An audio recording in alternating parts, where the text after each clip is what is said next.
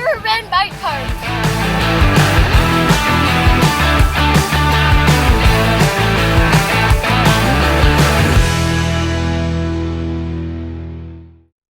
Nice. Good morning, Lompoc. Good morning, Lompoc.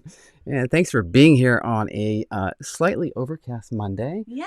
The day after Easter. We all survived so far. How was your Easter? It was good. Michelle, yeah, I mean, it was. I got to connect with some people on Easter and got to see a lot of people's fun posts, and we had a little Zoom call with some family and some friends. I think we spent a total of 2.5 hours, almost 2.5 hours on Zoom yesterday. Yep.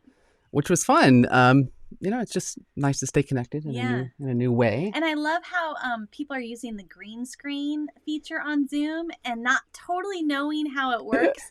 And we had a case of a disappearing relative. Just they kept coming in and out of focus. It would just vanish. It was pretty awesome. Yeah, it was awesome. The Zoom is still working on a few of those things. We had so many people. Thank you. We forgot to introduce our opener. That was Aubriana Baker. Thank you so much for saying good morning, Lompoc, this morning from Riverbend Bike Park. Yes, the Baker family. This whole week, every show, Monday, Wednesday, Friday, we're going to open with a good morning, Lompoc from one of the Baker family members. Because there's lots of them. At the bike park. 5 of them. Which is a nice outdoor spot where kids and adults, if they follow the rules, can go get some sunshine and some fresh air. It's an awesome place. And this whole week, it's supposed to be dry and sunny, but kind of cool temperatures. So this would be a great opportunity to go check that out if you have a bike. If you don't have a bike, I don't think it works, right? And Aubriana was just amazing. I think she did that in one take. Pump it up, Lompoc. Pump it up. I like that. So we had several of our friends celebrated Easter with their families. And we asked them if they'd just send us a little snippets or photos or some fun memories that we could share with everyone and hopefully get your Monday off to a nice start. So we wanted to share a few of those with you. So first we had Jenny Kleinen. She's a 2nd grade teacher over at Manzanita Charter School. She did a little secret bunny mission, and she went around dropping off baskets and writing on people's porches of all her students. And the photo on the right is actually her husband's foot and handwriting, because that was on base where she couldn't go, but he is a firefighter over there, so he was able to access that for her. That's pretty cool. We also had Shelby Wild. Shelby is the awesome person that is at takes care of everything for Route 1 Farmers Market. So they were supposed to actually take this Sunday off and go camping, and they weren't able to go camping, obviously, so they set up a tent in their backyard, which was pretty awesome. I'm a little jealous because 2 days of camping, I've been trying to convince Michelle to set up the tent in our backyard. But maybe next time. I only go camping in Mexico, so that's the one and only time I've ever been camping. So. And who else do we have? We have the Hurd family. Yes. So check this out. It looks like they got baby chickens. They got some baby backyard chickens. Oh so my gosh. Eggs are going to be in the future. Those little tiny things are like pooping machines. Oh, well, that's something to consider. And it looks like they purchased or are building and at least painting their backyard chicken coop. Yeah. So that was a fun Easter exercise yesterday. All hands on deck there working. That was pretty awesome. And then we also had Kim White's family. They had these little bunny ears. She sent us a video, but we couldn't quite we didn't it almost looked like a saw, but there was an obstacle course that they built for their kids, and then they had to create this secret little key slot it was thing. Very complicated. Instead of just really the traditional Easter egg hunt, they had to solve some puzzles to figure it out. It's pretty cool. If only your parents had done that with you, you'd be a little bit smarter. Yeah, no, they just fed me eggs, I think.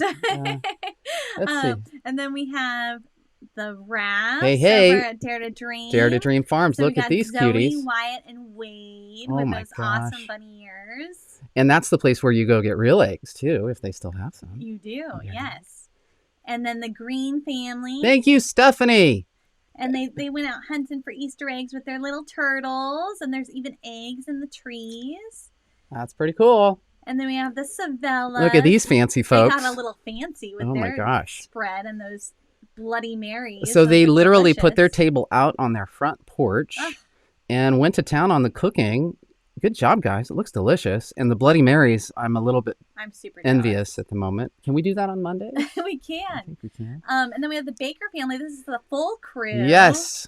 So they're there with their Easter baskets, and we'll get to hear from each of them this week. Yes. All coming from the Riverbend Bike Park. Such a cool spot. Yeah. And then the Todd family. Thank you, Tiffany. They made some Easter eggs into these little cool stained glass Easter eggs, and got on a hike. So that was pretty awesome. Yes, indeed. And then the Carpenter family went on a little Easter Thank you, egg Phil hunt. Carpenter. Someone got up early and hid some eggs. Yes. There they are. Over in the corner. Who's going to get them first?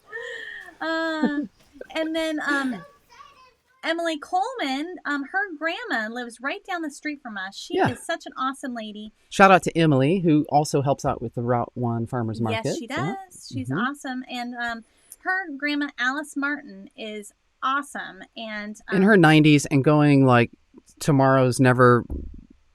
She's just going to go forever, I'm convinced. And so they went over there and they surprised her. Yes. Happy Easter! Happy Easter! She is the cutest. Oh, she's adorable.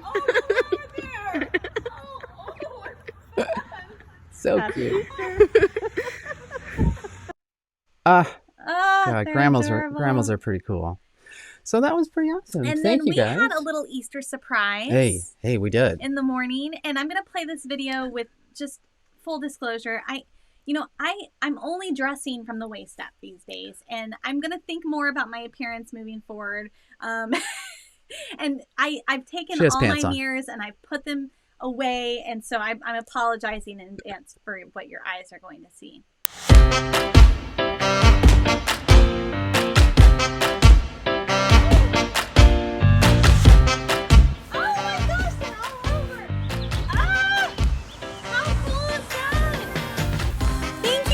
Alaya, these are awesome. I'm so glad you sent the video because otherwise we didn't realize that they were here.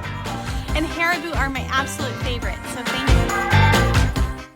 So our the Bayerjans are our landlords. Nice job on the last name pronunciation. And little Miss Getting a little better was at that. her idea to come and hide Easter eggs in our front yard. So not her parents. She made her parents drive her over here. Yes. And hide some Easter eggs. Because she can't drive yet. But she fooled Michelle because Michelle loves Haribo I went gummy out bears. there and they gave a full-on drive-by. I'm like, ah! And I wasn't sure what was going on. And I was in my, I don't even know. We can't call that a moo-moo. It's just a collected, I don't even know what that was. Yeah. And I wasn't really sure. And then there was a little bag over on the side. And Jeremy's like, oh, don't worry about that. It's just trash. Trash blown in from the wind. Lompoc. And then we realized, oh, there might be something out there. And we saw the little video of her hiding eggs, and sure enough, there was Haribo and Twizzlers. So Michelle thought there was tons of Haribo, and so she opened the first packet and she ate the Haribo, and then the rest of the eggs had Hershey's chocolate kisses that I love.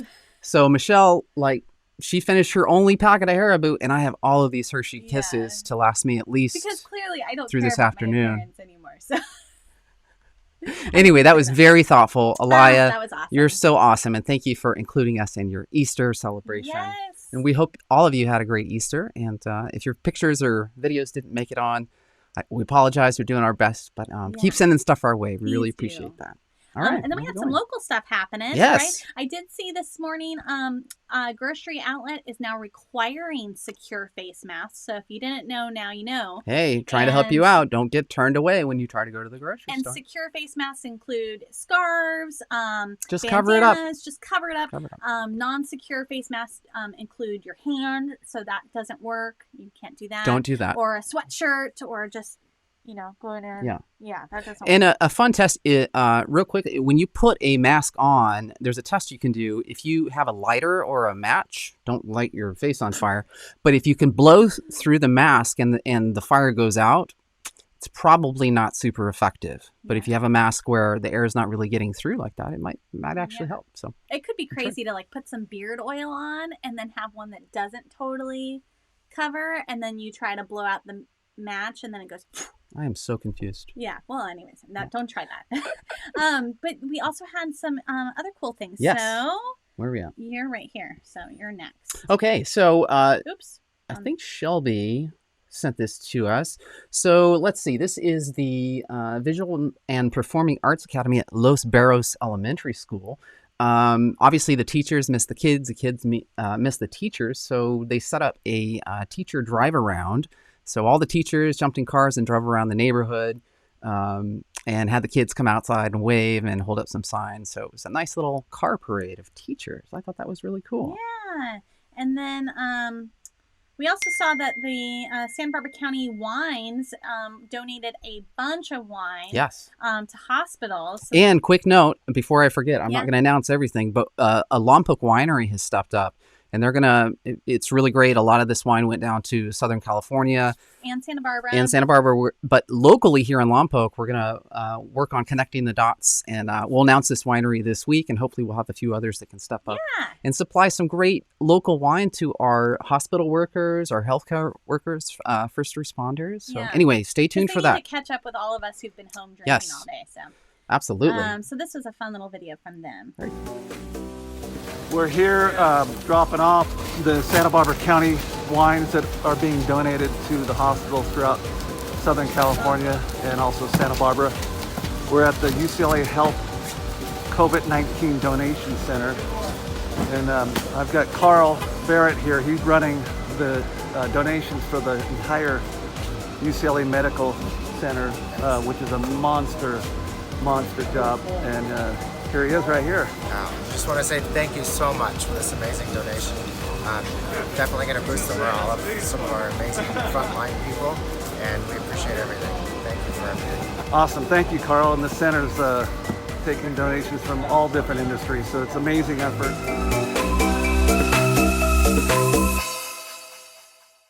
So that was Nice. 5 U-Haul trucks filled with 500 cases of wine, I think. Yep, 500 cases. That's crazy. That's a lot of wine. And how many? So we got 12. So we have 4 glasses in a bottle. 5 glasses in a bottle times 12. So 60 glasses in a case. times So 60 5. glasses times 500. That's a lot of glasses. That's glasses? at least. No, that's maybe even more. 30,000. Oh my God. A lot of glasses we of needed wine. Common Core math when we were in school. Yeah, we should Jeez. start over. We'll bring a calculator out next time, maybe.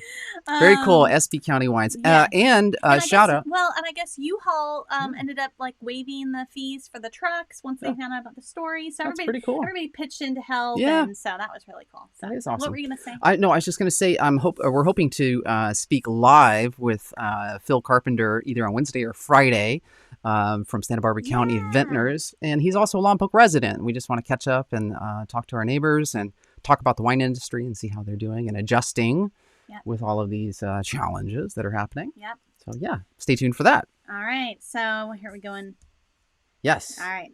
Oh. So we have a special birthday. Okay. That didn't get a chance. I didn't have time to practice. So we are going to go ahead and sing happy birthday. So should we introduce who this is? Yes, you go for it. Okay, so I'm sure there are a lot of birthdays out there, and we can't sing happy birthday to everyone, but there's a special person. Her name is Gabrielle, also known as Gabby. Gabby Jean. And her mom was interviewed in our first show, Melissa Coombs. And yesterday, Easter, was Gabby's 14th birthday. And since everyone has to stay at home and all the school kids aren't around, we thought, maybe on our show we'll embarrass ourselves and her and mom and sing happy birthday. So join us. All right, you ready? This is the key, Michelle. This is the key. Okay, here we go. Happy birthday to you. Happy birthday to you. Happy birthday, dear Gabby. Happy birthday to you.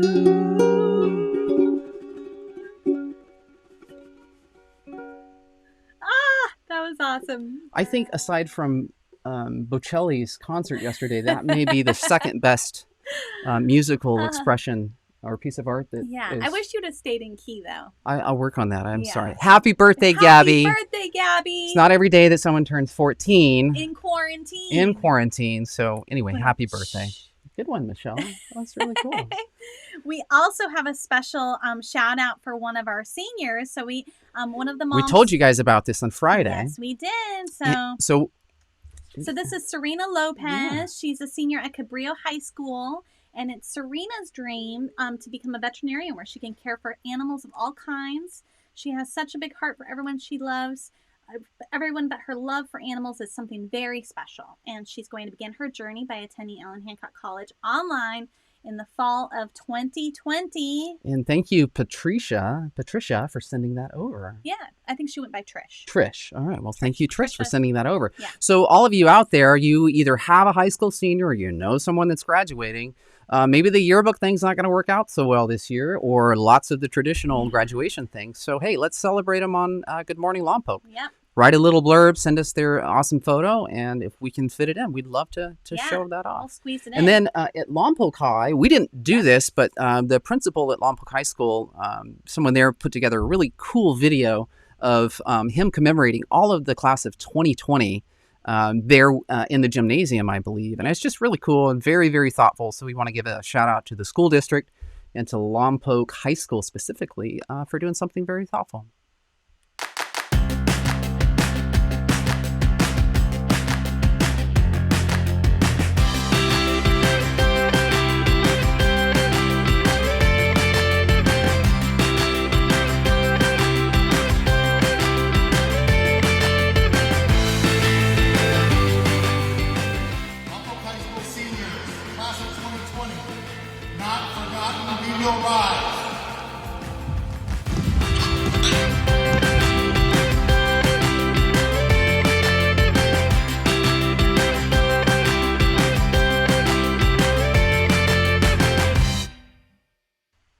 I thought that was pretty cool. Awesome. I was super impressed by those breakdancing moves over there. Well, Nice job, Paul. very impressive. And sometime, hopefully, when there's a game again or people can Yeah. congregate, we'd love to go check out that little piece of artwork there. It's very cool and thoughtful for the kids. So, yeah, awesome. Super awesome. So that was all our Easter local stuff to share. I'm getting hungry, Michelle. So one of the recipes I wanted to bring up and try was a lot of people are making sourdough right now and focused. I see it everywhere now.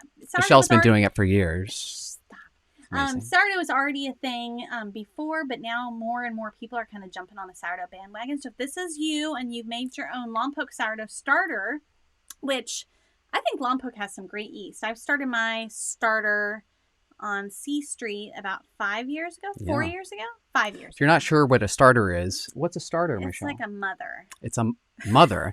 No, it's where the yeast, it kind of does its little fermentation thing Yeah. and creates the sourness. I have a yeast colony in my fridge. Yes. Well, it's a yeast and bacteria colony that is that gives that sour flavor to bread. So And we try to get sourdough. together for dinner every once in a while, for sure.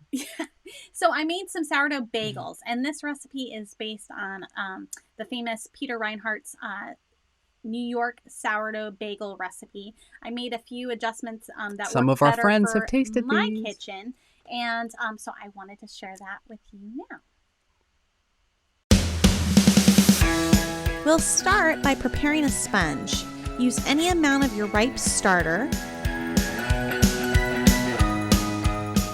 4 cups of flour. 2 cups of water.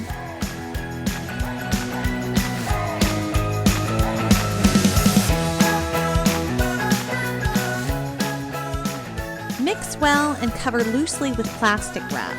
Allow it to bloom for a minimum of 6 to 8 hours. You'll know it's ready when it's bubbly. To confirm, you can drop a dollop in water and see if it floats. Add 3 cups of flour to your sponge, 3 teaspoons of kosher salt, 1 teaspoon of active dry yeast, and 1 tablespoon of barley malt, which contributes a mild sweetness as well as a rich brown crust.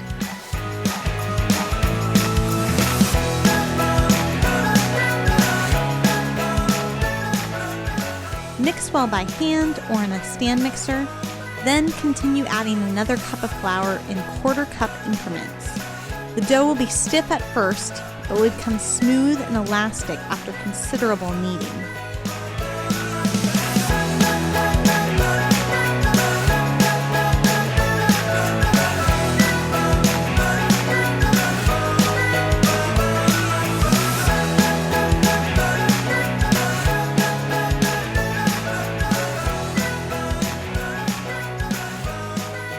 Divide into portions. I weigh each portion into roughly 125 gram increments. Roll those into balls, then shape the balls into bratwurst-like rolls. Allow to rise for 30 minutes and then shape into bagels, gently pressing the edges of the dough together. Cover with plastic wrap and allow to rise for another 30 minutes. Test one by dropping it into a bowl of water. If it floats, dry it off, wrap them back up, and refrigerate overnight or up to 36 hours. Prepare a pot of boiling water, add a tablespoon of baking soda to increase the intensity. Carefully lower the bagels into the pot and boil for 1 minute on each side, turning them once with a slotted spoon.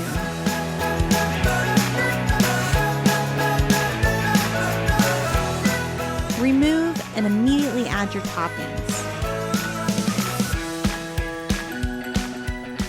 Bake at 475 for 20 to 25 minutes or until the crust is golden brown. You can always freeze them for later. They defrost really well.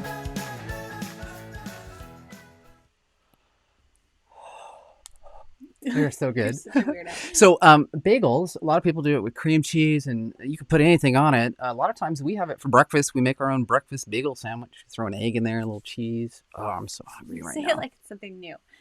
No, I'm just saying it's they're so versatile. Yeah. And they freeze so well. I think that's the thing. They don't.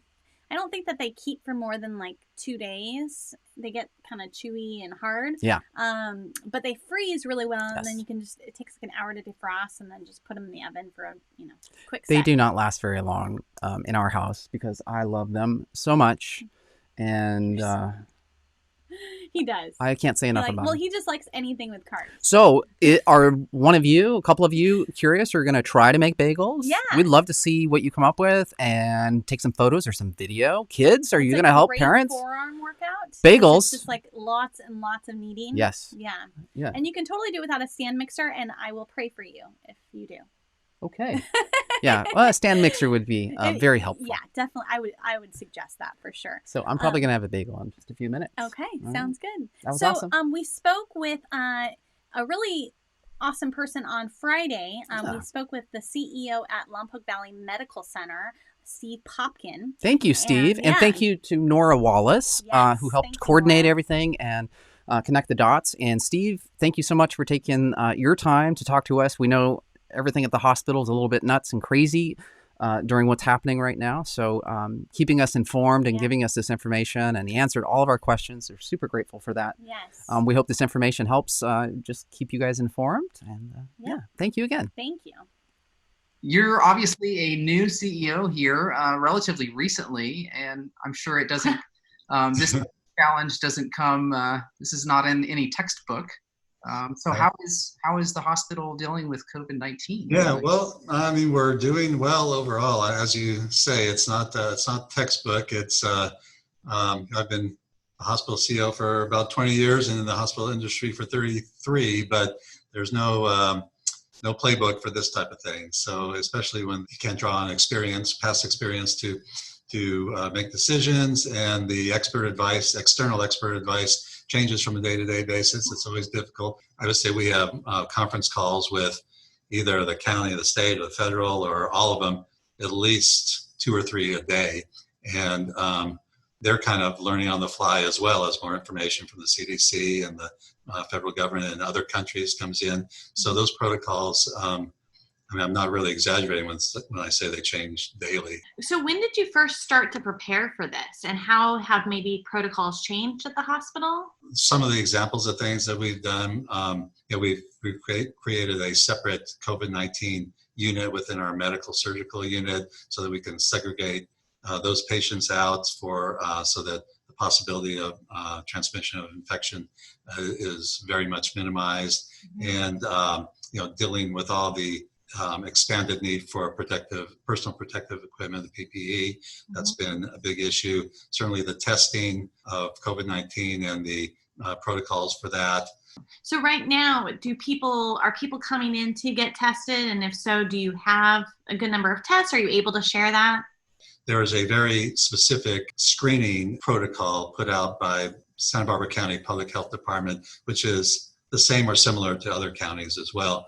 And based on going through that triaging protocol, they either qualify or they meet the criteria to have a test or they don't. And if they do, they're put in either tier 1, tier 2, tier 3, depending on their circumstances. For example, tier 1 would include a healthcare worker or those who are residents in a congregate living setting like a nursing home or assisted living. And there was quite a bit of difference in the turnaround time on those tests depending on the tier. But now most tests are obtained for anywhere from 1 to 3 days. However, now there's newer testing capabilities. Some can do it on site with a 45-minute turnaround. There's also the 15-minute rapid tests that are becoming available. We actually have the equipment to do the 45-minute test, but the vendor has not yet installed the software and provided the supplies. So we're waiting for that still. And the 15-minute test we have on order, but the vendors have announced delays. Both those vendors, different ones, have announced delays. So we're still waiting for that. So right now, we collect the specimen at the urgent care center or the emergency room or in the hospital, and we send it to the lab. And again, on the tier 1 testing, usually getting that back within 24 hours. And on the tier 2 or tier 3, it might take 1, 2, or 3 days to get back. Are you able to share what the capacity is if people do get sick and need to come in? And are you worried about the numbers you've been seeing coming out from Lompoc specifically? As far as the number that tests positive, I mean, that's certainly a very relevant figure, but really, to me, the more relevant figure is how many individuals need to be hospitalized for that. And right now, we have 0 patients from the community that are either COVID-19 positive or rule out, which means they have symptoms, but we haven't received test results back yet. So we have 0 from the community. We do have, right now, we have 14 from the prison. So that's something we're very diligently working on, not only us, but us and the other hospitals in the county, plus the public health department and the federal government are working on that just to kind of contain that and control that. We're hopeful that we're not going to see any big surge, but we're ready if we need to. For example, we have a large physical therapy area in the hospital. We retrofitted that and we put 6 additional beds in that area, and we are going to be bringing that up to 12 additional beds. So right now we still have our normal beds in the hospital, and we could take another, depends on a lot of different things, but say another 15 COVID patients right now. And then if we had to overflow into that area, we could, that's another 12 beds. And then we would also use our post-op surgery area for more. So we think we're well set. I know there were a lot of models early on thinking, the huge amount of patients, and that's still possible. I'm not saying it's not, but the way it's looking, I think we are in pretty good shape. Well, that's good to hear. Do you want to give any shout outs to any staff or companies or anything like that that have maybe helped out through donations or bringing food? Or there's so many. A lot of the restaurants have been bringing food for our workers. Tom's Burgers, Floriana's, Super Grill, lots of them. And a lot of the businesses have been incredible with their donations of personal protective equipment. Some that without those donations, we'd be in a very difficult position. But because of them, we're doing fairly well with that. Thank you, Steve. Thank you for taking the time. Again, super busy. We had to cut it just a little bit short, but he gave incredible shout outs to the staff at the hospital.